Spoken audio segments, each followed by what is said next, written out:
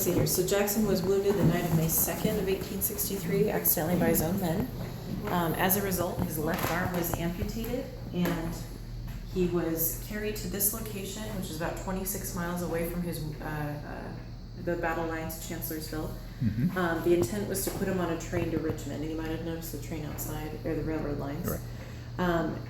Actually, I had to stop for the railroad. Oh, did you? Okay. Yeah, trains were going by very fast, too. Well, after he was brought to this location, he and his men discovered that the train is moving because Union cavalry have cut the lines off to the south of us. And so Jackson is set up in this building, which is an office of the plantation. It was not the main home. It was used for storage and for conducting business. He's brought into this room, and actually the bed frame itself that you see here is original, so it's the same bed that Jackson used. And folded up at the foot of the bed is one of Jackson's blankets, one of many that he used while he was here. So for a few days he's doing very well. He's recovering nicely from his amputation, and he's very chatty and talkative, which is an unusual thing. He's normally very stern and taciturn on the battlefield.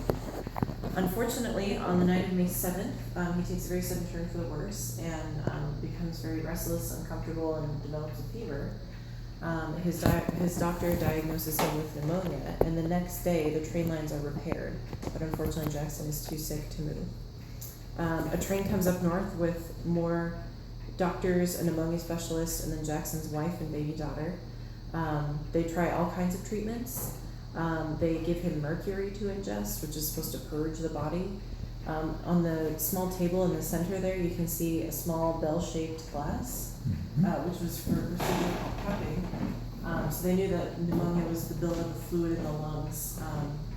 What they did with that is heat up the glass, put it on your chest, and it would cause this big blister, and they thought that was sucking the fluid out of their lungs. Right. After several days, he continues to get worse, and finally, the morning of May 10th of 1863, it's determined that he will not make it through the day.